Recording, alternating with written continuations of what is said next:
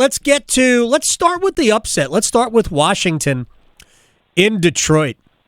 And, man, I feel for Dan Campbell. I feel for Lions fans. You could tell how much he pours into it all. That Jared Goff just looked out of sorts even before the hit by Frankie Louvu. That first interception was super overthrown, and maybe a shot to the I don't know if it was a shot to the confidence or not. But how much of that was Washington just not being denied or Detroit kind of playing down?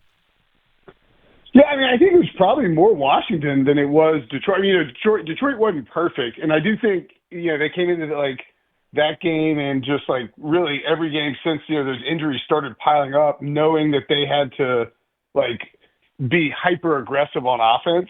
And then when you see Washington come out and play the way that they did on offense too, it only sort of magnifies how aggressive you need to be. And so all of that sort of combined to maybe make Detroit a little nervous. And you got I don't want to. I'm not gonna say Ben Johnson was looking ahead or anything, but I mean certainly when you're doing interviews and you're taking jobs and building a coaching staff, I mean it makes it harder to prepare. It did maybe don't put the ball in Jameson Williams' hands instead, to throw. Maybe let Jared Goff do it. I don't know. Yeah, that play call confused me. You'd have to think that at some point the instruction has to be, hey, if nothing is there and nothing was there, just chuck it in the stance or tuck it and run. Was, right? We've seen Penei Sewell, do the end around thing and then pull the ball down before throwing it. So, I mean, in theory, you think that instruction would have been there, right? Theoretically, I'm not being privy to the helmet, and I guess Jameson Williams wouldn't be on the helmet communication, but at some point, Jared Goff has to say to him, dude, nothing risky. If it's not there, get rid of it. Or, again, just tuck it and run.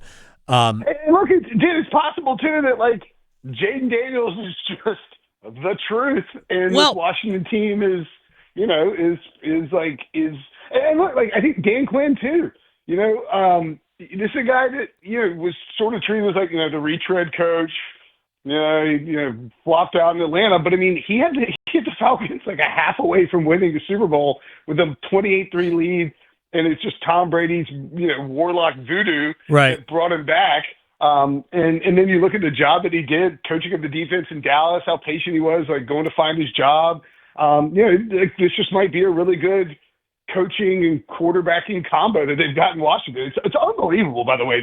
The fact that this team, we said last week. I mean, it's Dan Snyder's been gone for 2 years, less than 2 years. Yeah. And they're already on the precipice of going to a Super Bowl. Well, to me, it goes beyond that. I mean, all of this is great.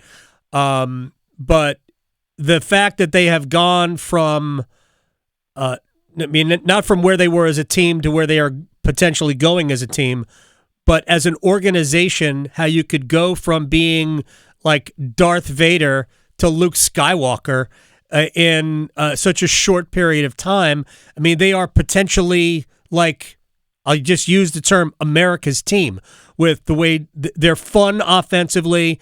Dan Quinn has been aggressive, much like Dan Campbell and Detroit. I think there was something sad about those two teams having to play one another. I would have loved to have seen that and the vibe that you get from both teams in the NFC Championship game. Two super fun teams.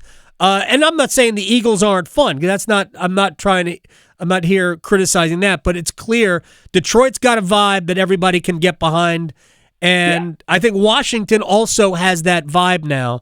And that is 100%. We talked to Chick Hernandez in D.C. about this last week.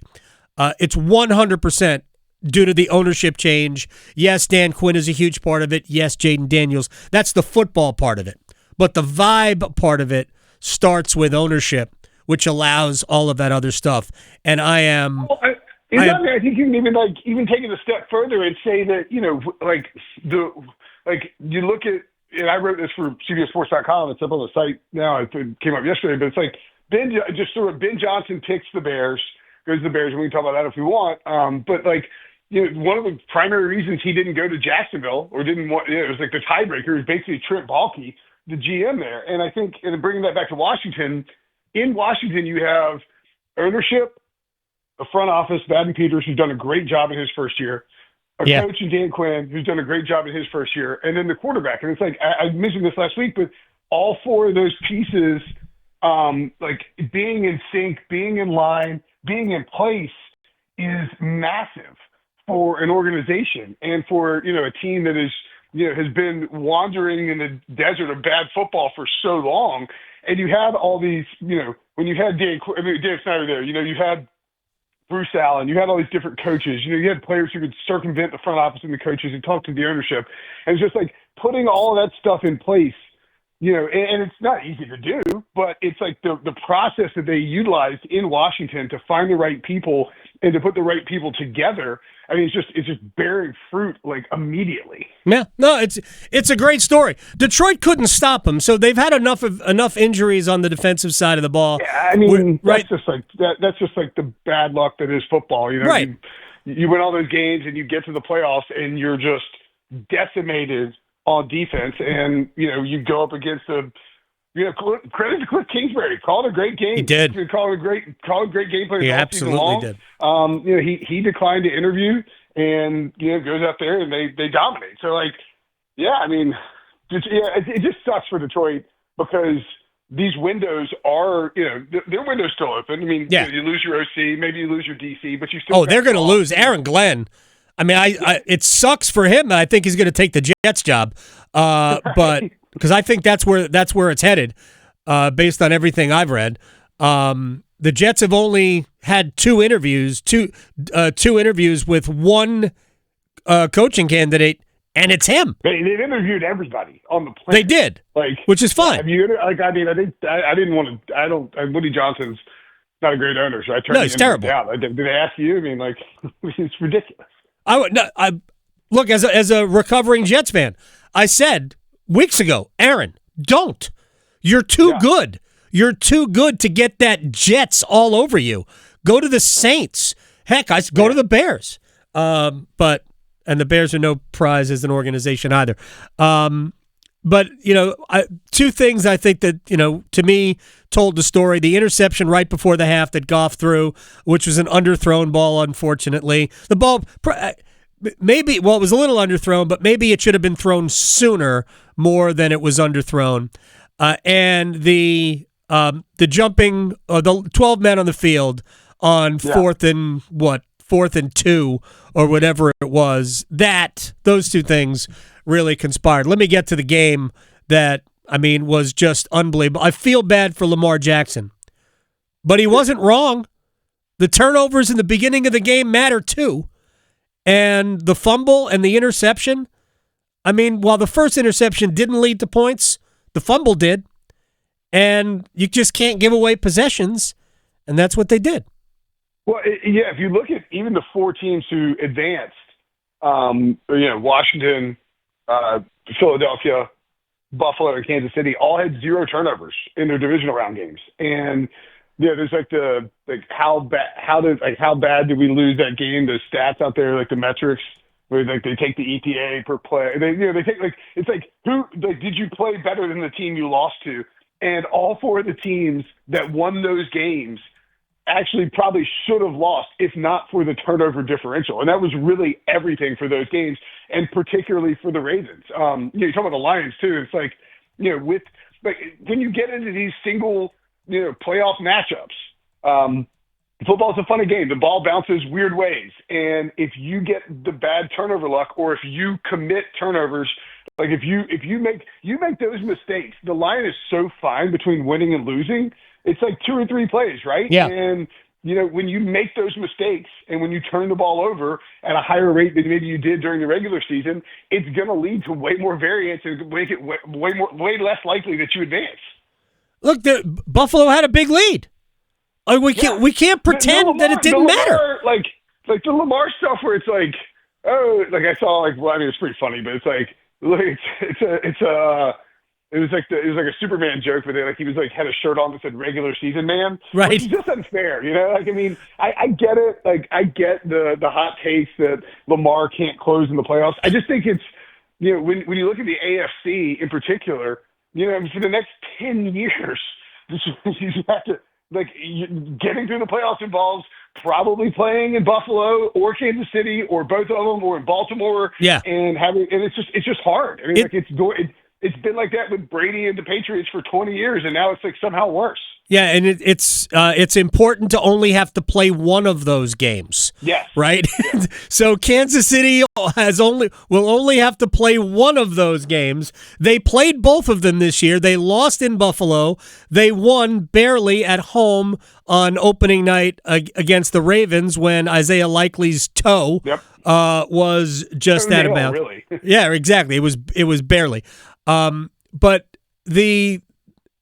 people wanted to blame Mark Andrews, and I get it because Andrews did fumble in the fourth quarter, and Andrews dropped a pass. By the way, I don't know if you remember this, but I remember it distinctly because I got into a debate with some people on whether it's Twitter or on the radio. I don't even remember. There was a game against the Steelers. Baltimore tied it, went for 2 to win it. Not tied it, got within 1, went for 2 to win the game, which I respect completely. And it was a pass to Andrews by the pylon, and it wasn't perfect, but it was a catchable ball for one of the best 2 or 3 tight ends in the game, and he didn't catch it. And I'm like, that's your guy not making a play. So I'm surprised that Andrews didn't catch that ball.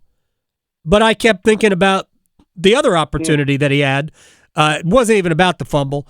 That was a great defensive play, I thought, by Buffalo. But anyway, I'm not here to slam Mark Andrews, but I think Lamar Jackson wasn't wrong. Lamar Jackson and Mark Andrews both had a pretty mediocre day at the office. And that's right. Sort of the bottom line.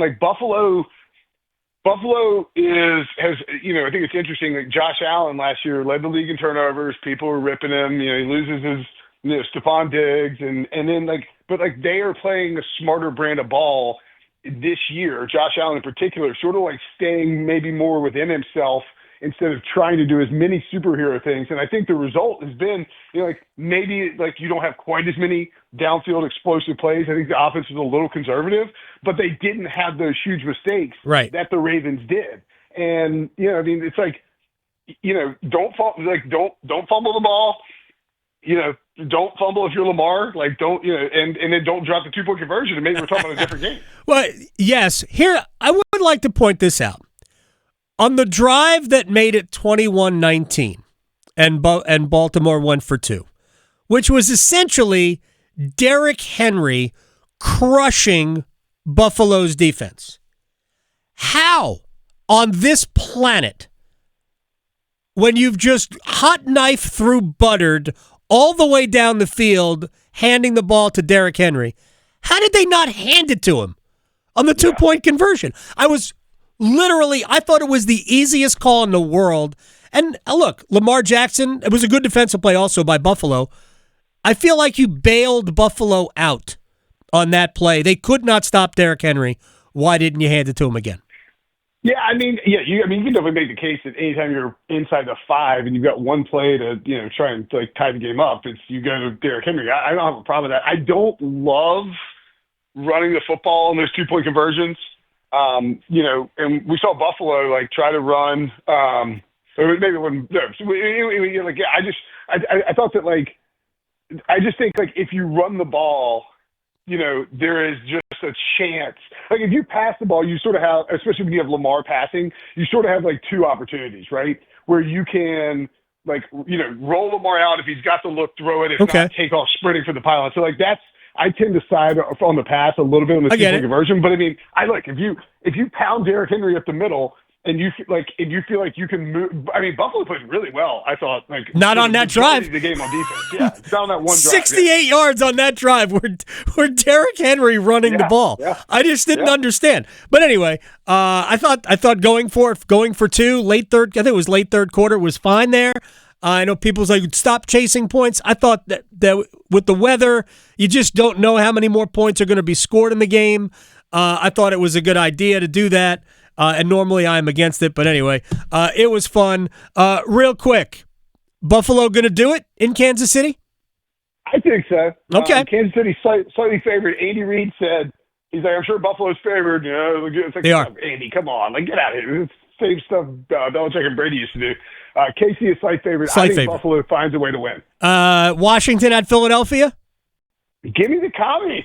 All right. Commies Bills. I like it. Maybe we get a little Jim Carrey and Living Color halftime show on the alternate network between the Commies and the Bills, like it was the 90s.